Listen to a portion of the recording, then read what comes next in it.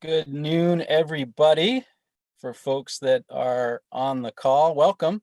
We will give folks a few more minutes, or a couple more minutes to join us, and then we'll get the party started. So just a couple more minutes, and then we will green light things.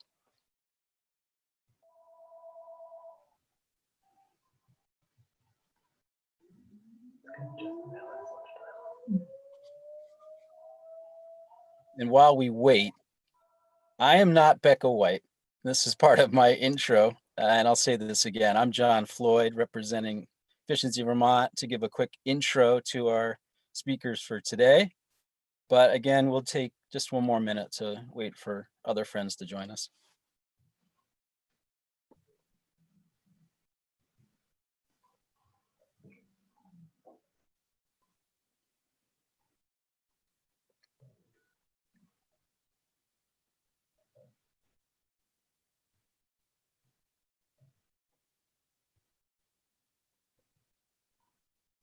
Okay. Seeing folks logging in. We're going to have some more folks, I'm sure, logging in as we kick things off. You're not here to see me, so by the time I'm done talking, hopefully everyone will have joined us to listen to our speakers for today. But before leading or handing it off to our speakers and talking about the Resurrected Farmhouse, I just wanted to talk more broadly about the Button Up Vermont campaign. Again, I'm John Floyd. I'm not Becca White. So many of you who have been on these calls prior to me have very much enjoyed Becca's awesomeness in terms of the button-up spokesperson. But I'll do my best, and I just wanted to remind folks and let folks know about the Button Up Vermont campaign. Of course, it's a statewide campaign, and what you're seeing on your screens right now is just a screenshot of the homepage for buttonupvermont.org. So in brief, this is our yearly campaign, which is an effort to weatherize as many Vermont homes as possible. And the big push or call to action for this year's campaign is DIY, or do it yourself. So just one thing I wanted to call folks' attention to is at buttonupvermont.org. So again, the main homepage for the campaign this year, there's a checklist that lists out things that any Vermonter can do in their own homes. And so it's a list of home energy DIY projects.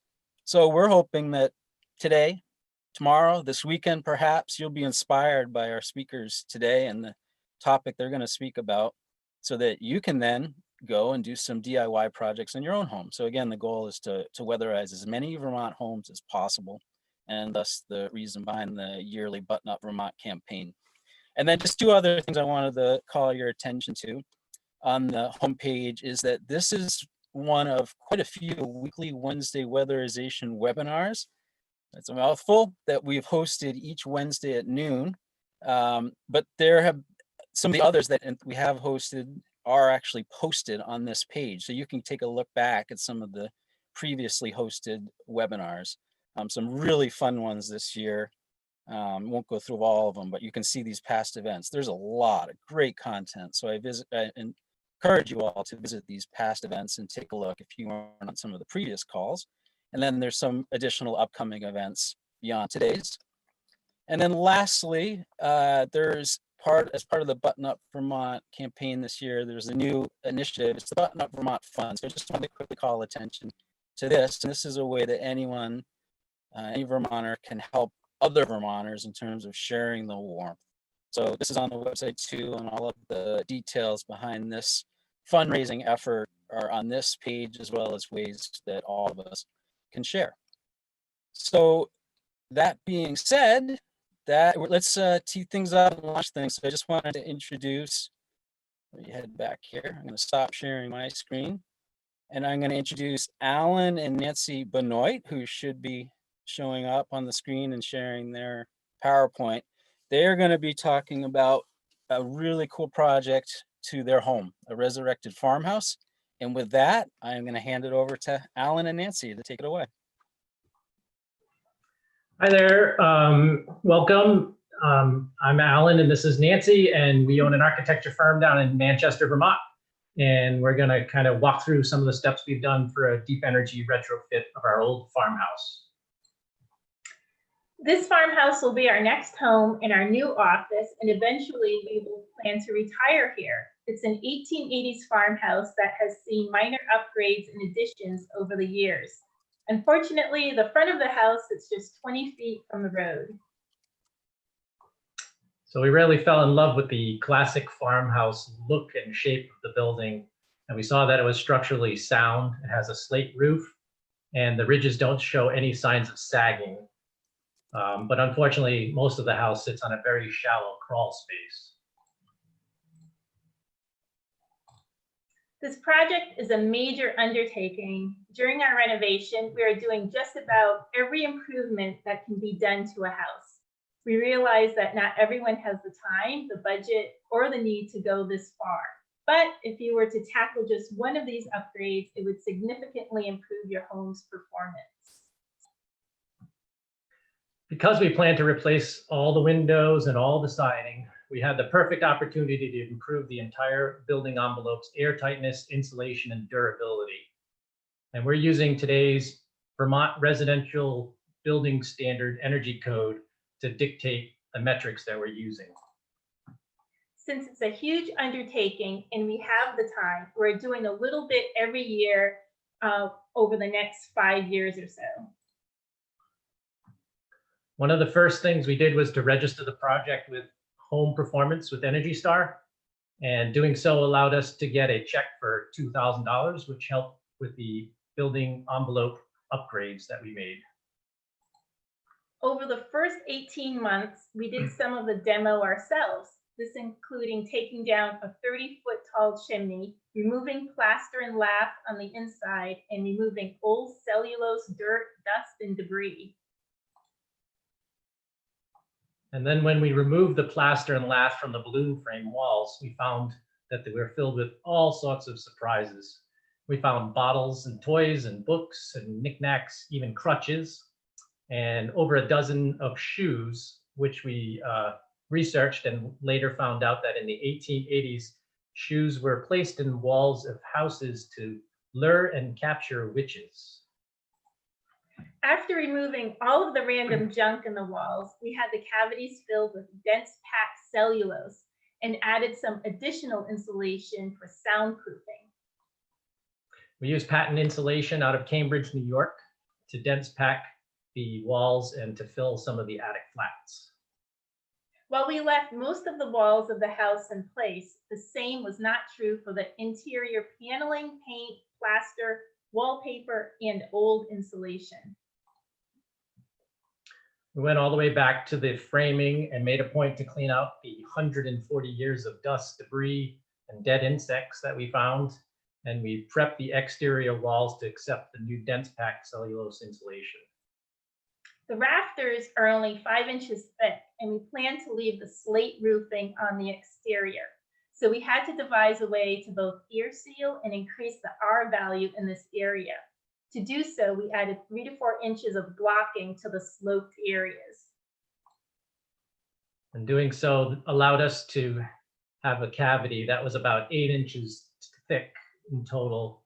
And that was spray foamed and obtained an R value about R50. And it also at the same time was air sealing the roof slope, which is a critical part. We hired Vermont Comfort out of Tinmouth to install closed cell foam in these areas. They came with their equipment inside a big truck, and in there they have heaters and the chemicals, and they mix the foam mixture together. Because they were installing the foam during a cold snap, we set up propane heaters throughout the house to pre-warm the sheathing and framing to over 50 degrees to accept the spray foam.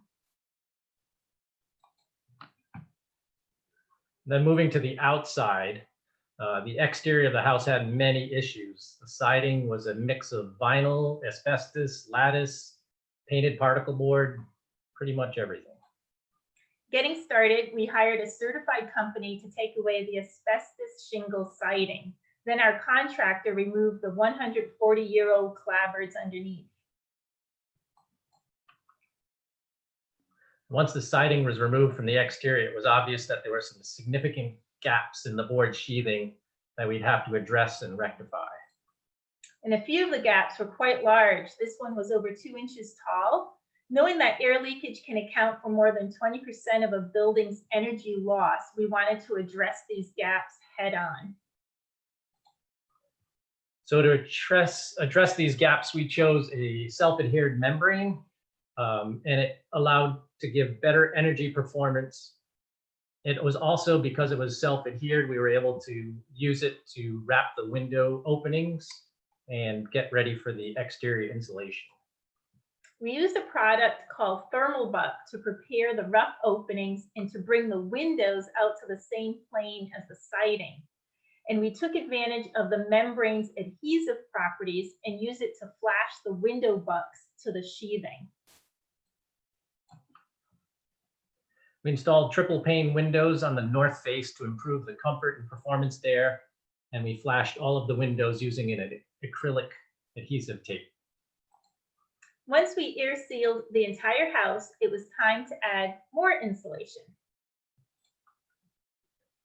We've learned that the best way to reduce the potential for condensation inside the walls is to add insulation to the outside of the sheathing. We added 3 inches of exterior insulation. We used rock wool insulation. It's fireproof, it's free draining, and it's easy to cut. The insulation was attached to the structure with a long screw and a large ribbed cap.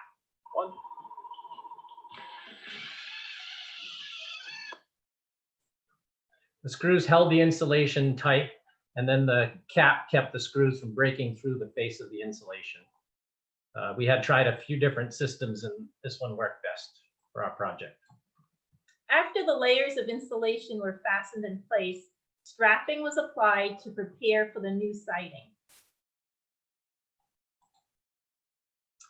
So once the building envelope was sealed and insulated, we hired Analyzing Energy out of Mount Holly to perform our blower door test out.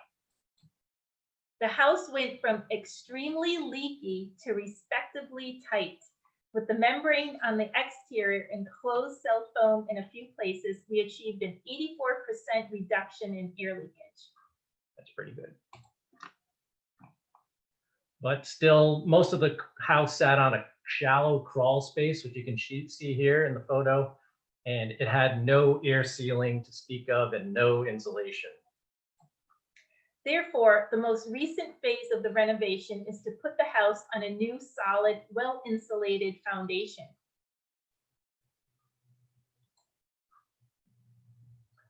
So to insulate under our new basement slab, we're using a product called Glavel.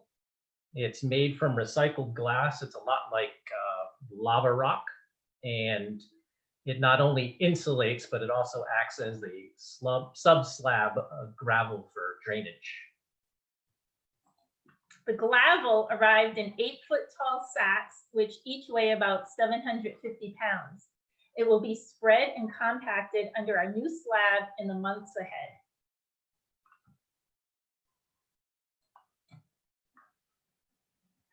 To put the new foundation under the house, we need to lift it. And since we were lifting it, we decided we should move it back about 40 feet further from the road.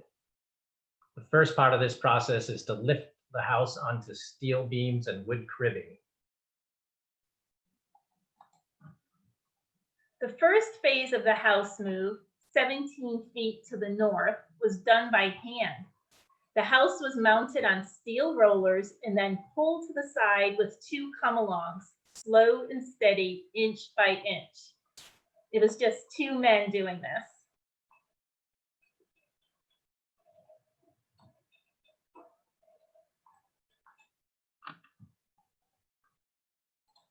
And then for the second phase of the house move, they used pneumatic rams, and they slid the house on the steel beams. And interestingly, the tops of the beams were coated with ivory soap to reduce friction.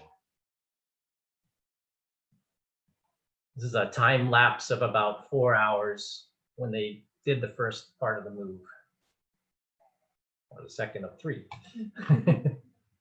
And as of today, the house is sitting 57 feet away from where it was built 140 years ago and waiting for its new insulated foundation to be completed, hopefully this month. Guess we went through that pretty quick. Yep. We want to thank everybody for their interest and open it up to questions. And we hope that this inspires you to tackle your own energy efficiency improvements with your own home. We are going to include some useful links. These are all links that we used during our renovation. Thank you all, you both so much. I'm Daniel. I'm helping John with this production and getting questions to Nancy and Alan from both the Zoom and Facebook Live. So if you saw anything that you have more curiosity about, then put a question in on the Q&A in Zoom or on Facebook Live, and we'll get it up. So one of the first questions I saw, and you answered this a bit, but when you first talked about the cellulose you were adding for insulation, there was a question of why cellulose instead of rock wool. And I know you covered using rock wool in a different layer as well. And so I was wondering if you could talk a little bit more about the decision-making process of where using each product, why one over the other in that application. Sure. So on the inside of the house, I guess I'll step back. In every house, there's constantly moisture running or flowing through the walls, a moisture vapor. And if you have something that can absorb some of that moisture and act like a sponge, rock wool does cellulose, dense packed cellulose does a very good job of absorbing moisture and redistributing it. So it creates kind of a bank, if you will. So if there's moisture flowing into the wall, the cellulose will absorb that and spread it out throughout the cavity and allow it to dry slowly. So it does a better job of moisture management than most insulations. Fiberglass or rock wool, for instance, don't really hold water well. So we were trying to get that added benefit of a moisture buffer in the walls. And then on the outside, we use rock wool because we want it to dry easily to the outside. Alan and Nancy, this is John chiming in. So we've got lots of great questions coming in. So I'll just help to feed them through to you both to hopefully answer. And if there's some that you can or are not willing to answer, well, then just say that. But we've got one question. Individuals dying to know what the total cost, not including moving the house, was for this entire project. So if you're comfortable sharing that. Yeah, so it's a 5-year project and we're not quite halfway through. So we don't know what the total is going to be yet. But so far, the first 18 months or so were demolition, a lot of which we did on our own. We'd have to get a total together. We don't know it off the top of our head, but we do have the numbers for the insulation and the weatherization that we've done so far. But good question. We know, especially in today's market, it's less expensive than building a new house. And this is actually our 3rd house of our lifetime, probably our last house. And all 3 have been renovations of older houses.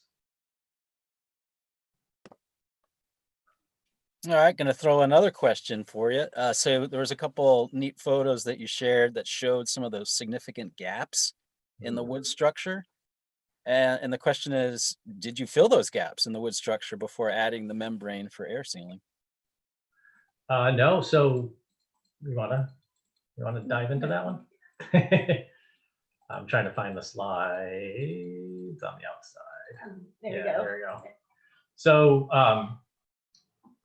what we did do is the membrane is adhered to the sheathing, and then the dense packed cellulose fills that cavity. But it's kind of interesting because this window, most of the windows didn't stay exactly the same shape or size because we were replacing the windows. We were able to reframe the window opening. So in a way, yes, we did fill some of the big gaps because we were addressing the windows. But all the other gaps between all the little gaps between all the boards, we just left and covered with the membrane. Hopefully that answered. Yeah, we've got lots of questions, so this is great. Question coming in asking, how do you plan to heat this house? And then also, I guess as part of that, what led to the desire to remove a chimney or multiple chimneys? Oh, so we're going with a ground source heat pump. And we removed the chimneys because we were not planning to use any oil or propane to heat the house. We have community solar, so the whole property will be heated electrically through the solar. Yep, so the solar panel energy will offset the ground source heat pumps, energy needs.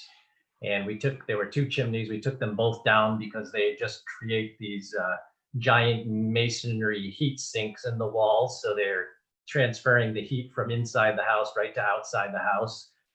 They also create issues with the roof because there's always water and debris and insects and animals that like to crawl in any crack that they can find. So it was good to get rid of that element.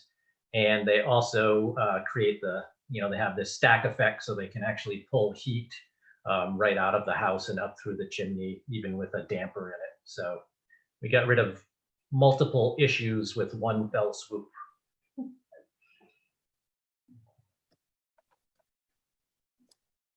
All right, and then there's a question about the mechanical systems for your home. And not sure if you spoke to it, but if you can speak to the mechanical systems that we're going to be going into this house.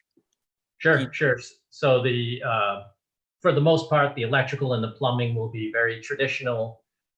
We're not having anything unusual in that realm. But as we touched on, the heating and the cooling, the ground source heat pump is the most efficient way to do that. So we are using, it's basically a ductwork system. So it'll be similar to a hot air furnace or a central air conditioning system.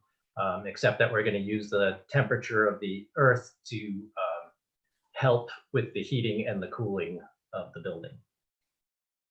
In an HRV. Yes, and we will have a heat recovery ventilator because the house is so tight now. We're going to have to bring fresh air in, but that will be tempered as it goes through the ERV. I wanted to piggyback on that. Someone asked if you used any heat exchanger in any of the plans. Heat exchanger in any of the what was that, Daniel? If you used a heat exchange, or if you're planning on using a heat exchanger for any of the heating infrastructure. Yeah, so I mean, there will be heat exchange in the ERV, which is exchanging the heat as part of the fresh air coming in and the stale air going out. I'm not sure if that's exactly the question. Sure. Yeah, I think that covers it. Okay. All right, here's one that I'm actually personally very curious about. How did you pick the contractors that worked on the house on the various aspects? You guys are very knowledgeable, but did you do it yourself? Do you have a general contractor, or what did you use for your guide to help with this?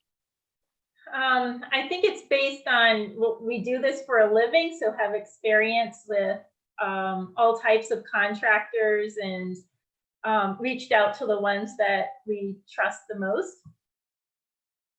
Yeah, so far we've had an excavator who has helped with regrading and digging the hole for the new foundation. We had an asbestos contractor come out to do the asbestos abatement with the siding, and then we just have a contractor that we work with, James Dykstra, who lives in Manchester, and he's doing much of the bits and pieces on the inside and the outside himself, sometimes with one assistant, but usually he's a one-man show, and when he needs a hand, we run over and help them. Yeah, so the day that the windows were going in, for instance, it was all hands on deck. So everybody from our office, including us and our draftsmen, we all went over to help the contractor install the windows that day. So we got through, I think it was 21 windows in a matter of several hours. But we try to be hands on when we can, and otherwise work with contractors that we have a good past history and Right, experience with. good experiences in the past. Got a lot of questions about the basement strategy. Mhm. Sure. So one person was curious as to why a full basement and not a slab. Another person asked, what's your plan for the foundation, either poured concrete or ICF? And another person asked about insulating the foundation. I'll start with half of it. Because we do this for a living, doesn't make it easy for us to make decisions about our own home. And it took us a year to figure out what we wanted to do with it. And for about a year and a half, we thought we would just have an unfinished basement.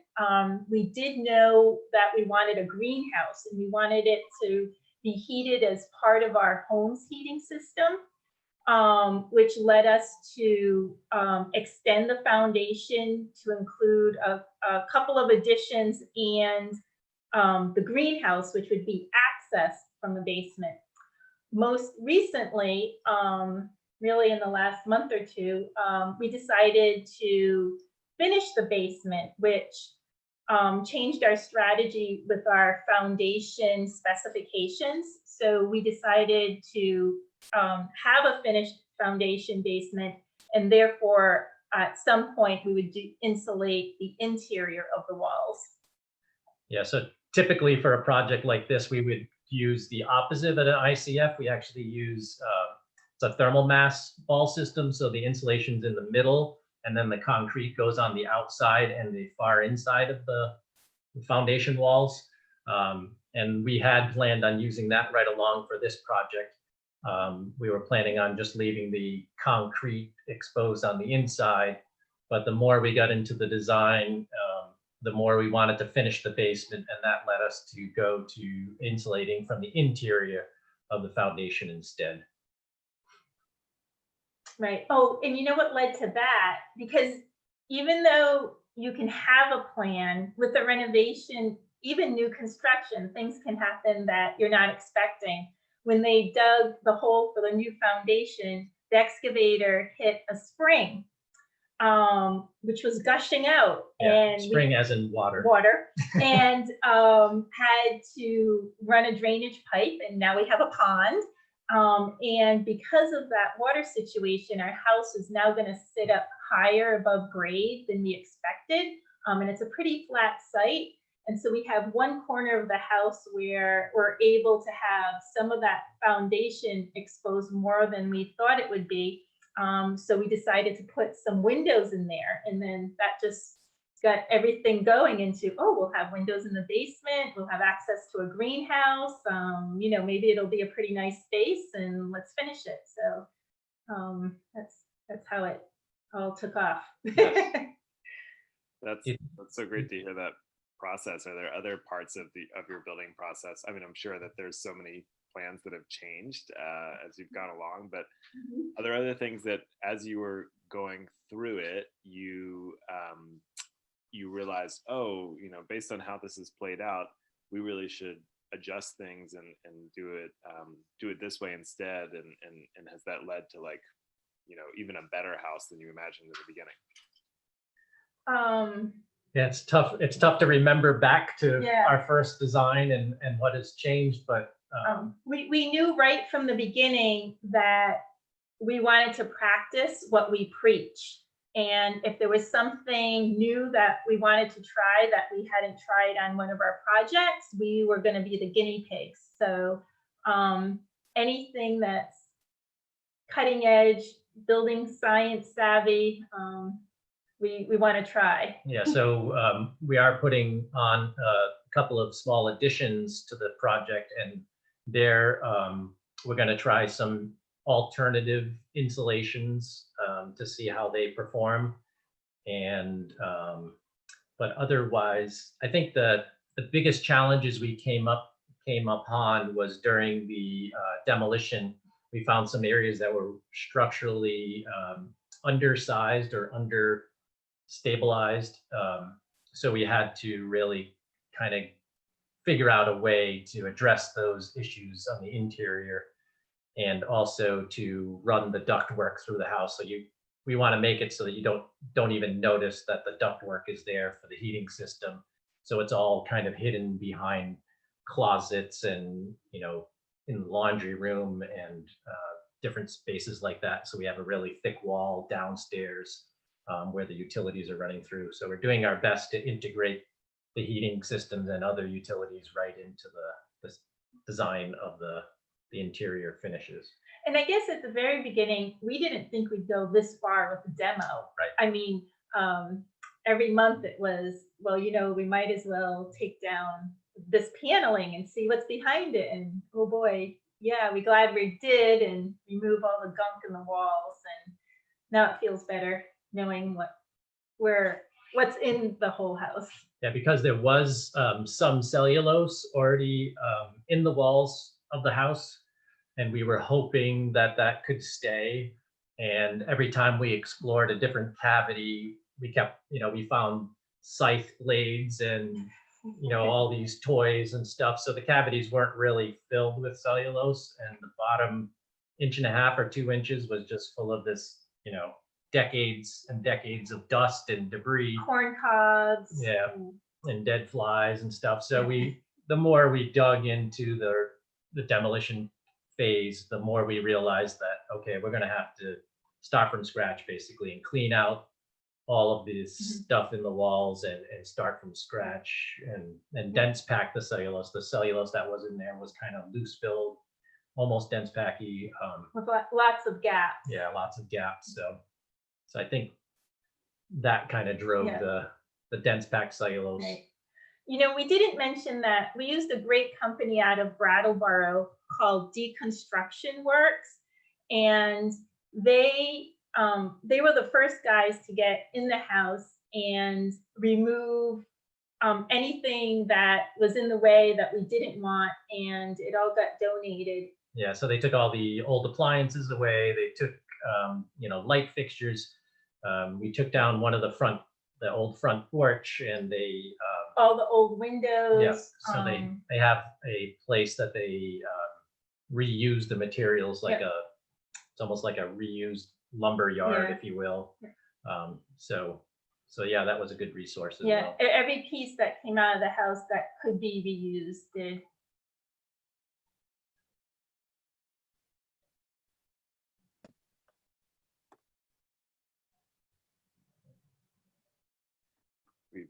Okay. Go ahead, John. This is John, and so I wanted to chime in. I have a question, but you've gotten some nice comments, Alan and Nancy, and one is that some of our viewers suggest that you write a book, and it could be titled "The Benoit's Take on Winter." So there you go. You may have a future career in book writing or authors. So nice job there. And then another viewer or participant commented that they liked that you said you might as well just keep on going, kind of like peeling back layers of an onion with your house. So you thought that was pretty funny. And then there was a question in terms of interior finishes. What are some of the things you're going to be doing on the interior in terms of, and granted, it may not be on the weatherization side, but what are you doing on the interior for finishes, and then exterior siding as well? Sure, I'm gonna talk about the exterior siding. Yes, you can start with that. So we are going, so right now the parts of the house that you see, and I think you can still see that photo, it's all slate roofing on the steeper slopes and metal roofing on the shallower slopes. So we're going to continue on the siding. We're going to use a corrugated metal siding. So we're looking for products that are durable, have a long warranty, something, you know, this is going to be our retirement home, so it's not something that we're going to have to repaint. So we're looking to use materials like that. So metal siding on the existing part of the house, and then on the additions, we're actually going to do a slate siding. So take slate shingles, recycled slate shingles, and use them as our siding. And again, it's fireproof and durable, and we won't have to ever paint it. And it should look pretty cool, we're hoping. Yep. So slate and metal on the entire outside of the house, and then the rock wool is fireproof besides. So we're really trying to make a resilient building while we're going through the process. Yep. So the farmhouse itself will still look like a classic farmhouse, and the additions will look very contemporary and boxy with the slate siding. As for the interior, so we needed to replace some of the flooring, which we sourced the wood flooring locally. Actually, one of our friends, which was a project of ours, had some trees cut down and had some boards made out of the lumber, and there was extra, so we purchased that. So it's local wood. And the interior finishes, we're trying to not use a lot of paint. Our personal taste is mid-century, and we started this decades ago before it became a fad. So the plan is that our living spaces are maple paneling that we're designing, and all the interior of the windows are maple. So there'll be a lot of wood, and as little paint as possible. Upstairs we'll have some wallpaper and some tile. So very clean and Low maintenance. low maintenance, yes. And everything is, well, it's our business. Everything we're planning is very classic, and we're hoping we don't have to change anything for the rest of our lives. So Right. Trying to make it durable, timeless, and have minimal maintenance all at once. everything that's going into the house, we're just researching the heck out of it, because we don't want to replace it. Things should last for decades. So we hope that works out. Okay, and a very, very important question. When are you going to be able to live in this house? Well, I know you had said some potential timing, but when do you think you're going to be able to move back in? I think in under 3 years. Yep. We're about halfway through our 5-year plan, and Yep. it looks like it's going to be 5 years by the time we move in. Yep. So another 2.5 years. So that's what, 2025 or something like that. Yeah. Hopefully a little sooner, but you never know. Oh, we love it there, and we can't wait to live there. We've actually camped out there a few times, and it's only 10 or 15 minutes from where we live now, but we still can't wait to be there permanently. Last summer, our vacation was renting a camper and staying on site just to get more familiar with the site and to experience, waking up there and where the sun is and the movement of the cows around us. Yep. So it was a good experience.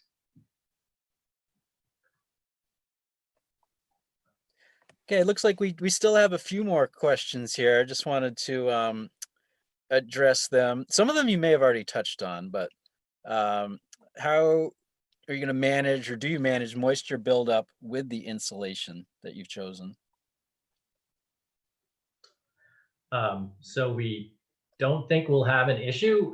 So on the inside, the cellulose should manage any moisture pretty well. The entire building, the wall assembly is, it allows vapor diffusion. So on the inside, the vapor can get through, and it can go through the outside more easily than on the inside. So we think it will, the wall system itself, which we've been using for about 7 years now, will continue to perform up to our expectations. The exterior, the membrane itself is waterproof. And then the rock wool insulation that's on top of that on the exterior is also, it drains water very well, and it's relatively hydrophobic, so it doesn't hold water or moisture. So we've never had any issues with moisture. But if there's a more specific question that the person has in mind, feel free to. I was going to say that our existing office here was a barn that we built ourselves almost 20 years ago, expecting it to just stay as a barn until we needed the office space. So we retrofitted it exactly what we're doing to this house. So it's those exact same materials and techniques and specifications in this space. And we've had it now for about 4 years, and it's performs well. Yeah. So I'd say between the waterproof membrane, the water resistant exterior rock wool, and then the strapping on the outside, there's plenty of drainage and drying potential on the exterior. And the inside is designed to allow vapor to diffuse through it, so it should dry from the inside to the outside as well.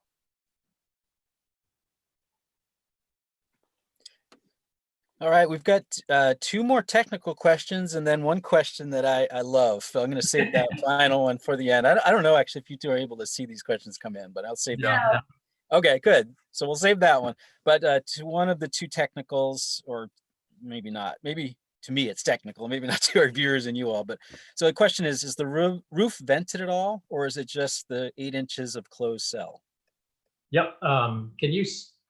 John, can you see the photograph that's up there of the house on? Okay. Yep. So yeah, the roof is vented. You can see we already have the gable end vents on all through. There's 3 gable ends. So those 3 roofs are all vented.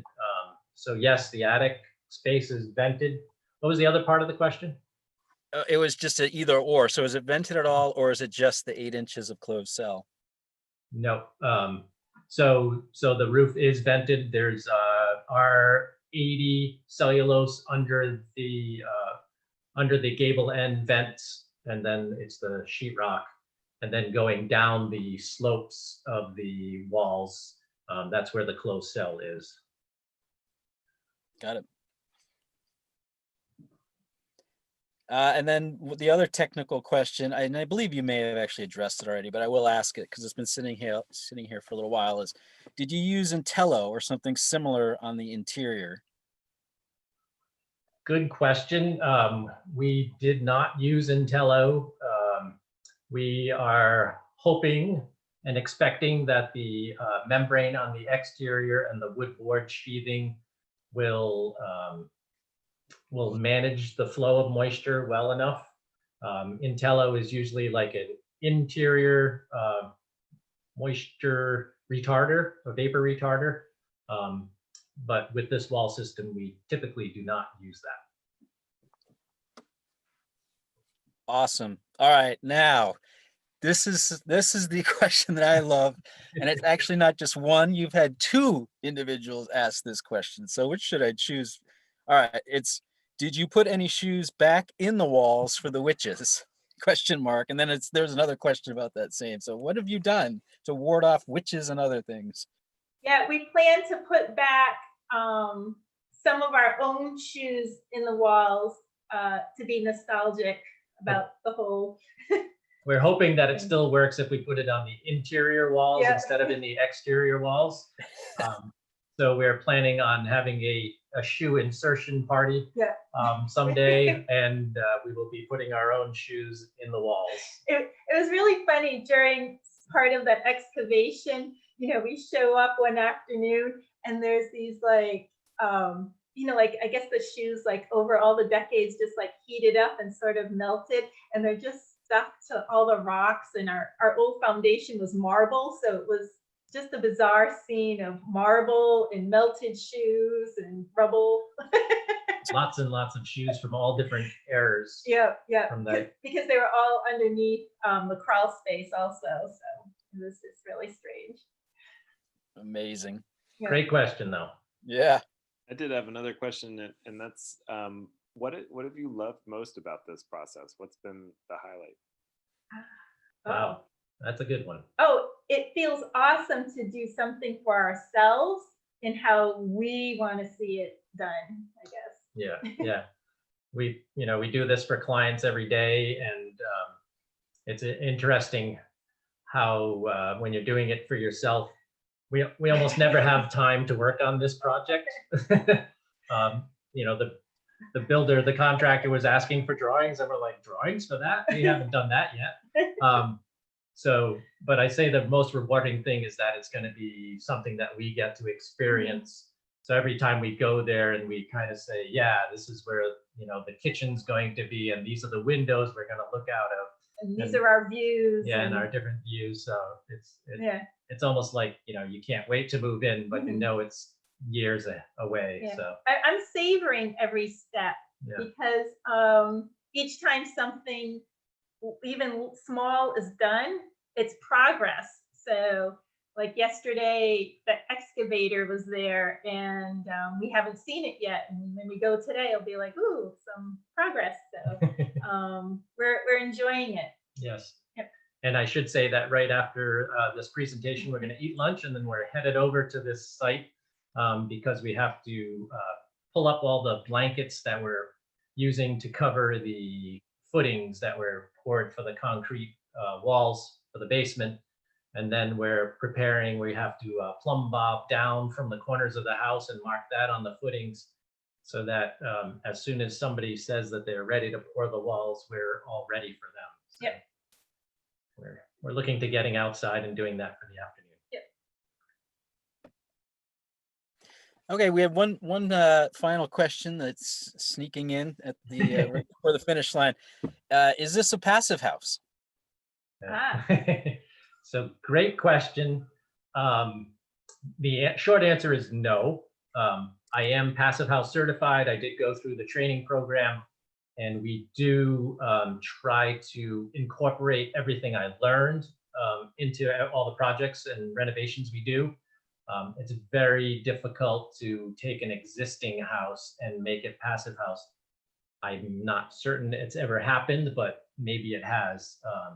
But we have eliminated all the thermal bridging. We have done, as much as we can for the insulation of the building envelope. We have used triple pane windows. We have increased the solar gain on the south side. So we've taken all of those passive house principles and put it into this 1800s house and tried our best. But I will certainly say that no, we're not going to reach passive house expectations, but we will be net zero, and that was kind of our goal from the beginning, saving this old house that was vacant and going to be probably torn down eventually. So we feel that we're at least giving it a new life for the next few hundred years, and hopefully net zero will be good enough for it. That's wonderful. All right, we're jumping back on myself. I think just looking through all the Q&As and on the chat, and just sharing, you guys, you got some fans out there. Folks love what you're doing and saying keep it up, and your source of encouragement and commitment to climate change. So just thumbs up, and wanted to thank you both so much for joining us today at the noon hour for one of our weekly Wednesday weatherization webinars. That's a tough one. And then also wanted to pitch and promote you two, as well as a few other folks. And you can do it, or I can, in terms of the upcoming Sion open home tour. So you probably have it handy. yeah. So let me read that out. And this is from Guy Payne, who is on the call. This Saturday is the Sion Sustainable Home Tour. So just promoting that this Saturday. For information on that, of which Alan and Nancy will be presenting at that as well on Saturday, you can go to sion.info/home tour.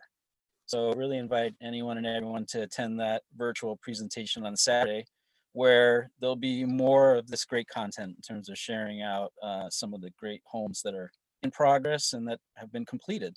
So I don't know if you want to add any more color, Alan and Nancy, to that, but no, and the good part about the Sion home tour is that there are going to be new houses as well. So it's going to be some of the cutting edge. I'm not certain if one of them's passive house, but it's pretty darn close if it's not passive house. So it's great to see all sides of the spectrum, what we can do with a brand new house and and how well it can perform. And then also being able to ask the architects and the builders, especially, how they did it and what techniques they used, and all of that is a great opportunity for everyone to ask questions, certainly. Fantastic. So again, that's SEON, Sustainable Energy Outreach Network, just in case the acronym isn't near and dear to folks, and that's on the Saturday. So Daniel, anything else before we close up shop? You're on mute.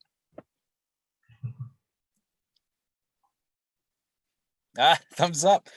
Okay. So once again, thank you so much, Alan, Nancy. Great job.